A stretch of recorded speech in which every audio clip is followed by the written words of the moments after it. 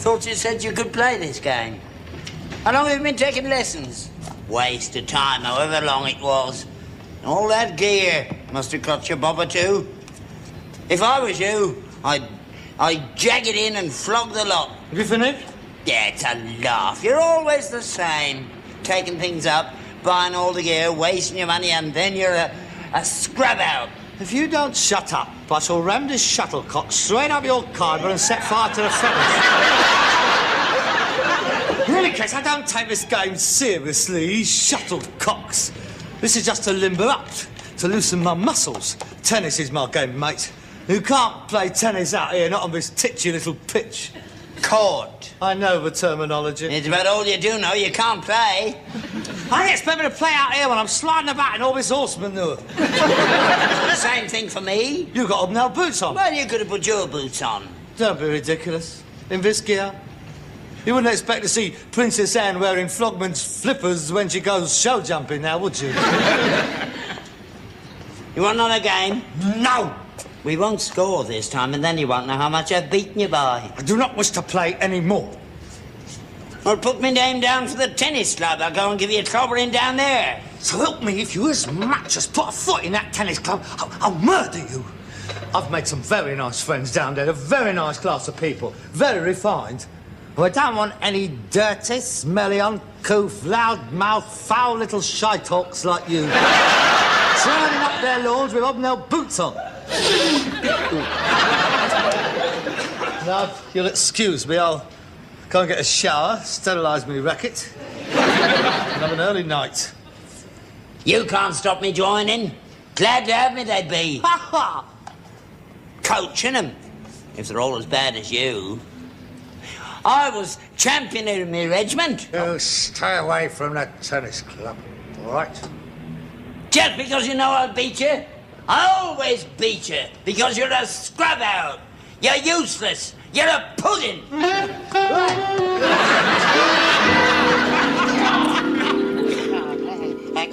Such a match, I beat you. I beat you, I beat you, I beat you, I beat you. Snap, I beat you. Down the snake you go. Beat you, beat you, beat you. Mayfair with a hotel on it. It's £2,000. Yeah, I beat you. Checkmate.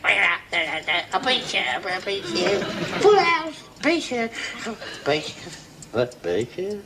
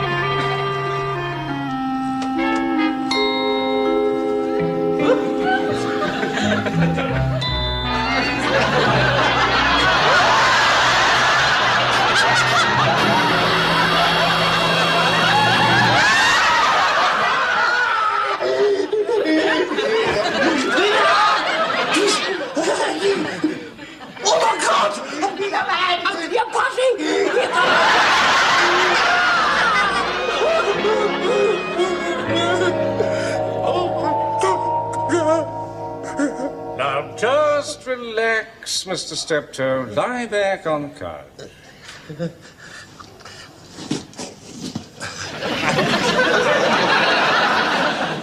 I'm just going to ask you a few questions.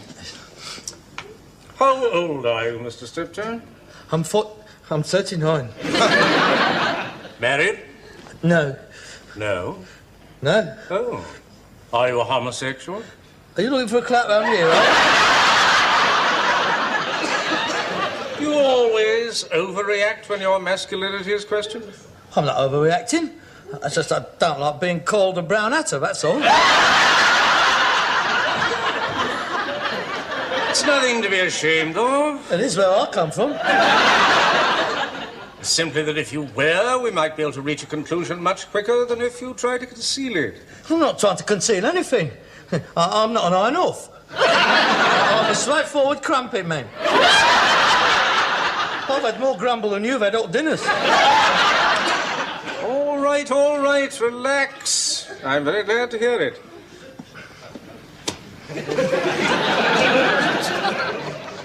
Is your mother alive? Oh, no.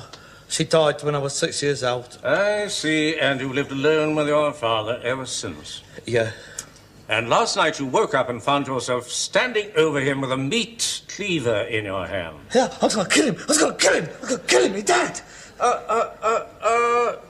Don't get excited. Just relax. Lie back. I was going to kill him. If I'd woke up, I'd have done him in.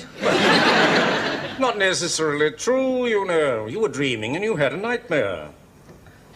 We very seldom go against our natures in these circumstances, you know. The fantasies that we're acting out, I mean. I sometimes dream that I'm running down a street naked. Do you? Yes. Don't you? No. Oh? Well, it's a very common dream. I'm surprised you haven't experienced it.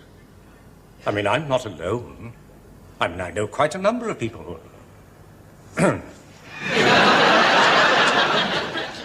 Did you love your mother? Yes, I did. Very much. And do you love your father? No, I don't. How long have you not liked your father? I've never liked him. Did you ever feel like murdering him before? Every day. Every time I see him. But I've never actually done anything about it.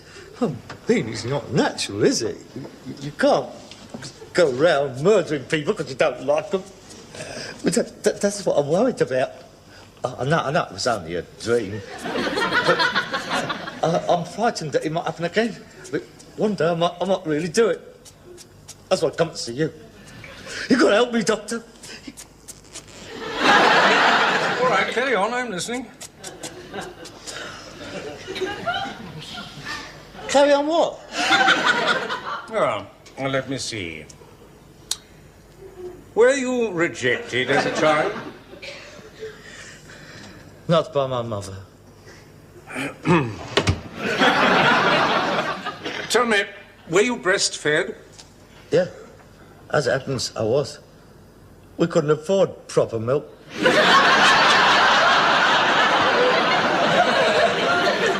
Did your mother have a large bosom or a small bosom? Well, it seemed a fair size, as I remember. Large? Yeah. Inordinately large or just large? Well, It seemed quite large at the time. I mean, I can't be precise about it because... What's the size of my mum's Bristol's got to do with it? I'm just trying to find out whether you miss the comfort and security of your mother's bosom. The warm, soft, all-enveloping protection of those two large... Hang on, they weren't as big as all that. Don't you want to know about my father? Oh, all right, very well. Unburden your mind. Tell me about your relationship with him. Don't be ashamed. Anything that's lurking in the remotest corners, winkle it out. We're none of us normal. Remember that. Now go back over the years. Any particular incident that comes to mind? Well, I suppose the first thing I can remember about my dad was just before the war. See, I used to have to get his tea ready of a night time, and he'd come in off the round, then he'd have his tea, then he'd clap me round the ear hole, and he'd get all ponced up, then we'd both go out on the horse and cart. He used to think he looked like Errol Flynn, the silly short-ass git. Every night we'd go down to the same place. He'd pull up outside the Skinner's Arms, he'd go in, and he'd leave me outside. I used to sit outside there all night with a bottle of lemonade and an arrowroot biscuit. I used to sit there for hours on end, the wind whistling up my gear. Pathetic it was. 10 years old and already had a touch of the farmer child's. I was disgraceful. I wouldn't see him again until chucking out time. And his friends would carry him out, sling him on the back of the cart, and I'd have to take him home. Night after night that happened. I never got to bed before 12, and up at 6 to do my paper round. At 12 years old, I had bigger bags under my eyes than Harold Macmillan. He wouldn't even let me go to the barber's and have a decent haircut. He used to do it all himself. I had the worst haircut in the district. The teacher used to let me keep my hat on in class. I was known as Geronimo until I was 23. Yeah, but I'm jumping myself now. You see, yeah, when I was 18, I went into the army for 2 years. I was fighting in the jungles of Malaya for 2 years. I had foot rot, malaria. I was wounded twice. I had 3 doses of dysentery. Oh, God. They were the happiest 2 years of my life. Because I got away from him. I mean, you see, everything I ever try to do in this life, he always frustrates me. I mean, everything I ever take up, he's always better at it than I am. Well, it ain't so much he's better at it, it's just that when it comes to the crunch, I haven't the art to beat him. I mean, every time I threaten to leave home, he has an heart attack. He's had 15 heart attacks to my knowledge. And there was this one. Now, this guy, I'll never forgive him for this. I met this girl. Oh, she was the loveliest girl I had ever met. Did she have a large bosom? I don't know. I never saw them. Never? Never. They felt average. Is that any help? Yeah, all right, carry on. Well, anyway, oh, she was posh. Oh, did she have breeding? But she was the only bird I've ever met who could eat peas off the back of a fork. Oh, I was very impressed with her. And rich, too. God, they were loaded, that family. And it was only her and her old lady. You see, the old man was dead, and I could have had the lot. 14 breweries. And anyway, I couldn't put them off any longer, because she wanted to meet the family. Him. So I arranged for him to come and have tea one day. I remember, I got home early that afternoon. Now, I washed and I shaved, and I'm coming down into the lounge. And when I got down here... Have you finished them? Yeah. Oh, good. You bloody idiot! What have you done to my trousers? What's wrong with them? You put the greasy down the side. You twit. In my best suit. In my only suit. Oh, God.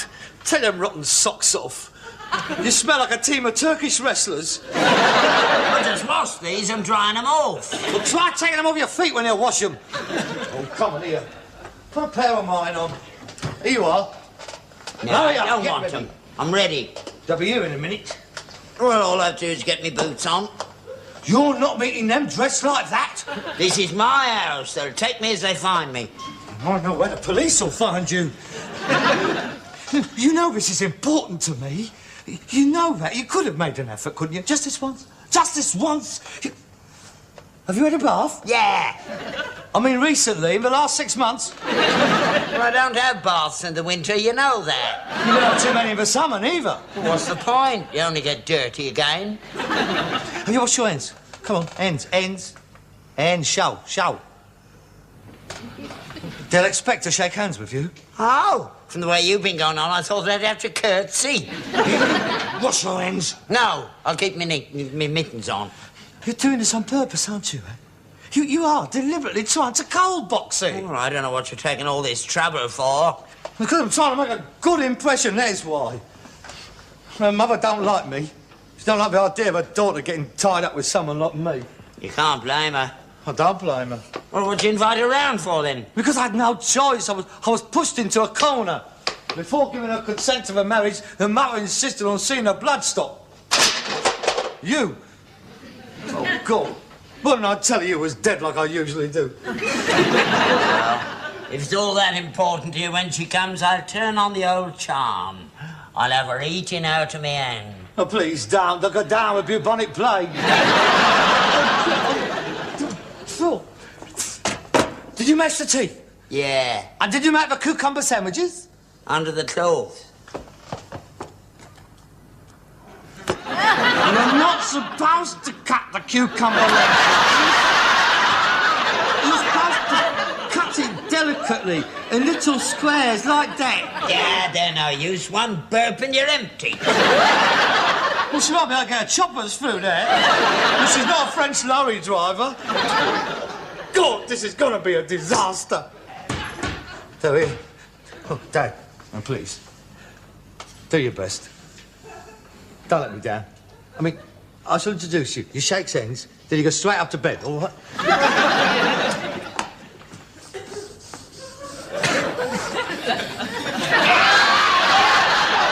Put me down! Get off! Right, now then, no dirty jokes, best behaviour, and no effing and blinding. And you keep as far away from them as possible. Bunty, hello. Do come. You're all right. You found it all right. It's difficult to get here, isn't it? It's cold, isn't it? No. Do you want the toilet or anything like that? No. Up there's the storage stairs. It's very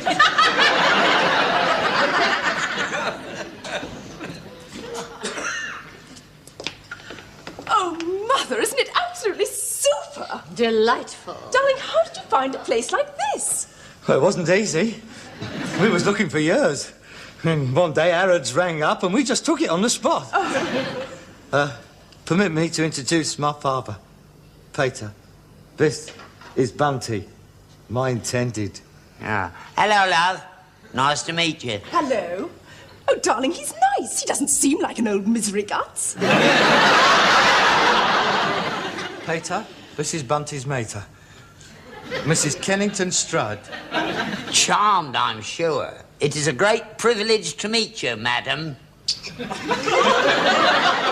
I expect you're ready for bed now, aren't you? One moment.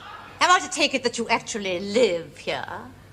Yeah, all my life. I seem to have been somewhat misled. I understood from your son that you were a horse owner and lived next to the stables at Ascot. Oh, no, he must have said Acton. Well, it's more Shepherd's Bush, really.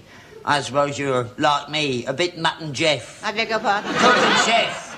Deaf! There's no need to shout, Father.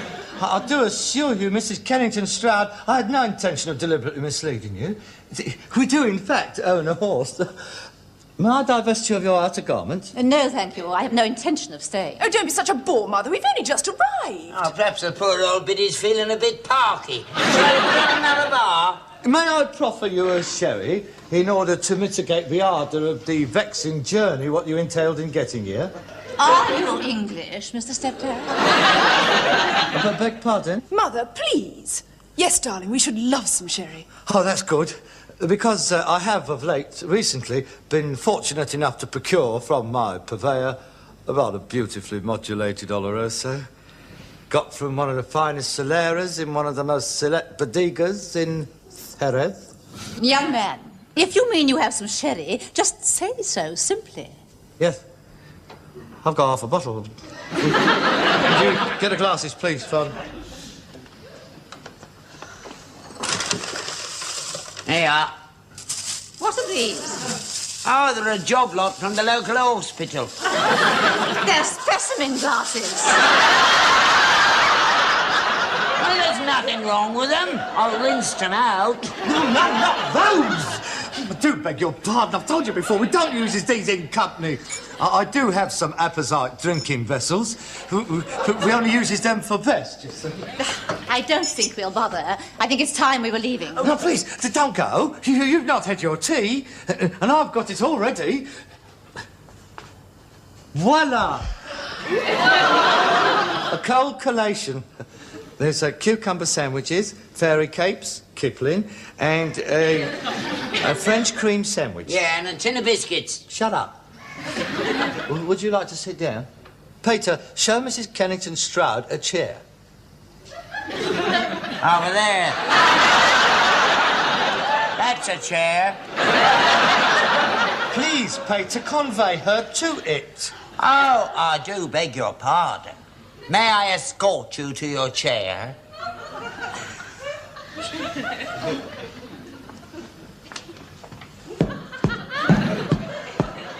Yeah. Park your bum on that. Thank you. Cucumber sandwich?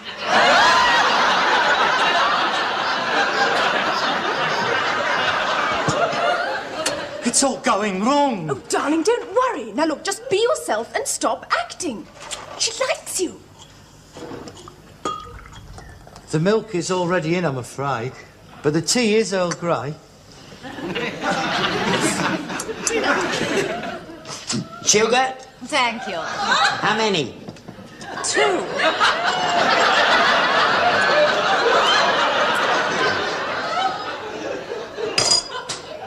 Here. Mrs. You forgot your sandwich.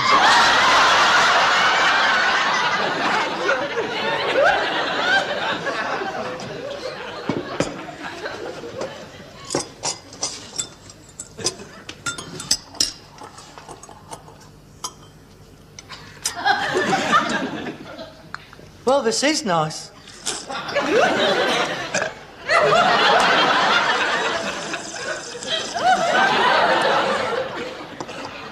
Sunningdale must be looking rather lovely at this time of the year. Yes.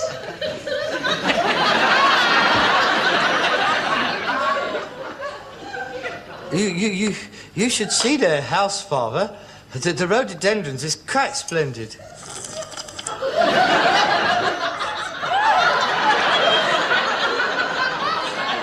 How many gardeners do you have, Bunty? Oh, I don't know, 7 or 8. Hear that, Father? 7 gardeners. That's one for every day of the week.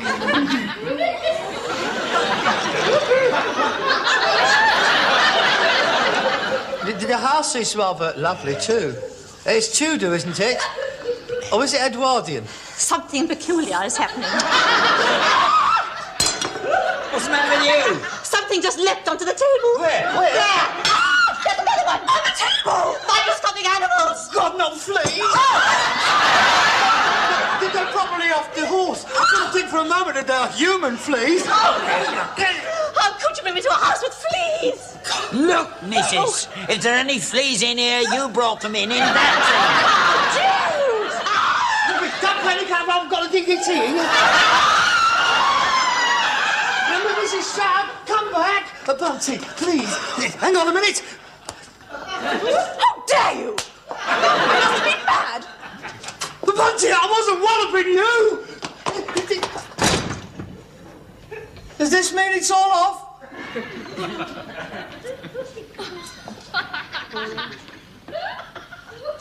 Do you know what I reckon?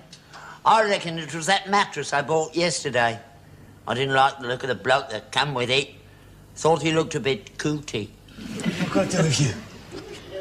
I'm going to take you outside. I'll take all your clothes off you. I'm going to turn the house pipe on you. And I'm... Huh? You're giving me now! Funny. They don't bother me. I was covered in them. I had to have all my hair shaved off from head to foot. I couldn't go out of the house for a month. I was bald as a coot. Most distressing. Now, come to think of it, it's a wonder I didn't try and kill him before. Well, I'm afraid that's all we have time for now. What do you think, Doctor? Do you think I'm going potty? Good Lord, no, nothing to worry about. It's a classical case of subconscious wish fulfillment. These things are quite often the result of the hypertension when two people live in close proximity in claustrophobic conditions, unable to pursue their outside interests. Happens all the time with married couples. I'll give you some tranquilizers, and what I suggest you do is this.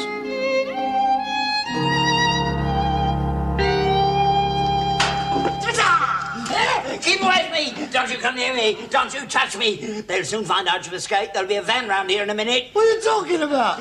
Didn't they put you away? Of course they didn't. There's nothing wrong with me. Nothing wrong with you. Trying to murder your own father.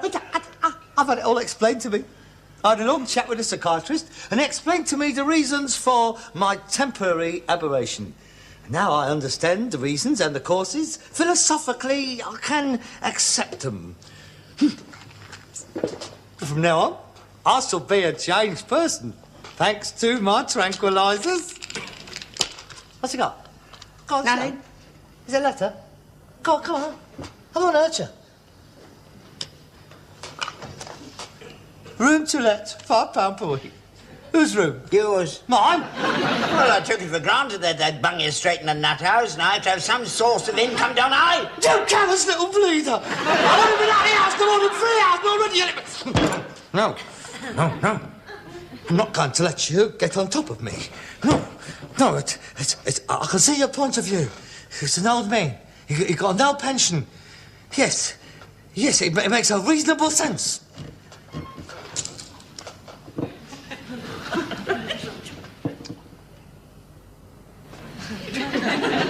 Okay?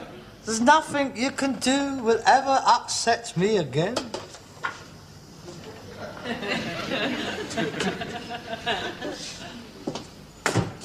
Where are you going? I'm going outside to pursue my outside interests out of this claustrophobic atmosphere. I'm going down to the tennis club. There's a rather lovely bit of rumpo gets down there on Thursdays. She's a very good player, too. Bit of luck, I might get a game off her. What's her name? Christine? Oh, not the blonde with the big bristles. Yeah. Oh, you're too late, mate. I'm playing her at 4:30. Beg your pardon? Yeah, I joined the club this afternoon. Smashing club, isn't it? Here, lend us one of your rackets. Mine's gone home a bit.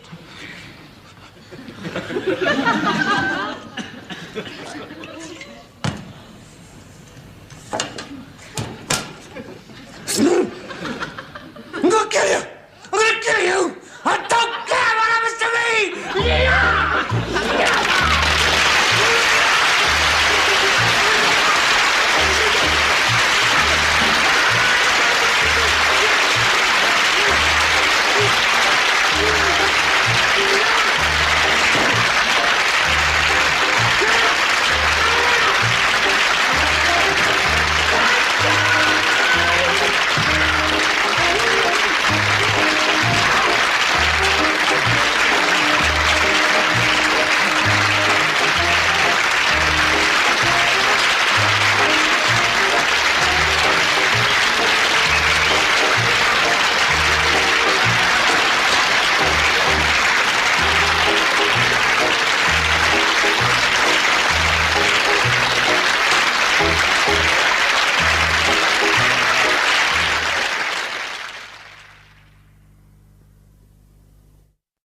Just put a foot in that tennis club, I'll murder you.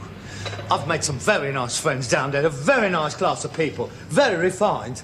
Well, I don't want any dirty, smelly, uncouth, loud-mouthed, foul little shite-hawks like you. Turning up their lawns with hobnail boots on. Now, you'll excuse me, I'll go and get a shower, sterilise me racket, and have an early night. You can't stop me joining. Glad to have me, they'd be. Ha ha! Coaching them, if they're all as bad as you. I was champion in my regiment. You stay away from that tennis club, all right? Just because you know I'll beat you? I always beat you, because you're a scrub out. You're useless. You're a pudding.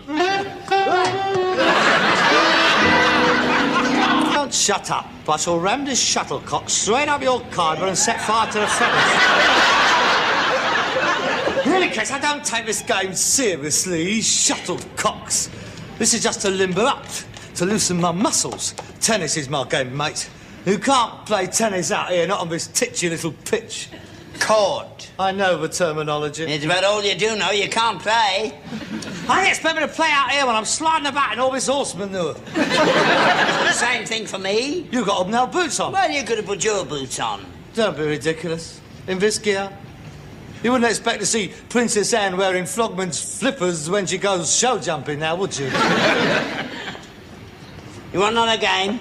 No! We won't score this time, and then you won't know how much I've beaten you by. I do not wish to play any more. Well, put my name down for the tennis club. I'll go and give you a clobbering down there. So help me if you wish. A game, such a match, I beat you. I beat you, I beat you, I beat you, beat you. Snap, I beat you, I beat you. Down the snake you go. Beat you, beat you, beat you. Mayfair with a hotel on it. £2,000. Yeah, I beat you. Checkmate. I beat you, I beat you. Full house. Beat you. Beat you. What? Beat you? Beat you.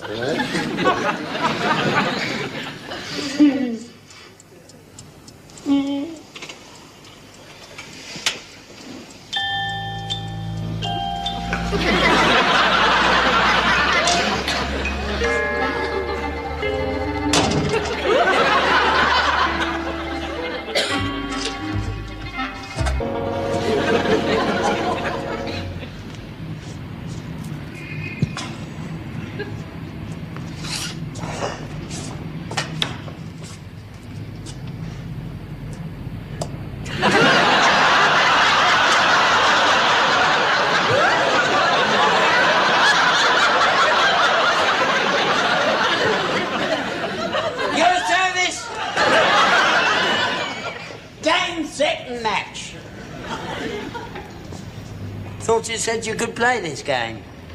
How long have you been taking lessons? Waste of time, however long it was. All that gear must have cost you bob or two.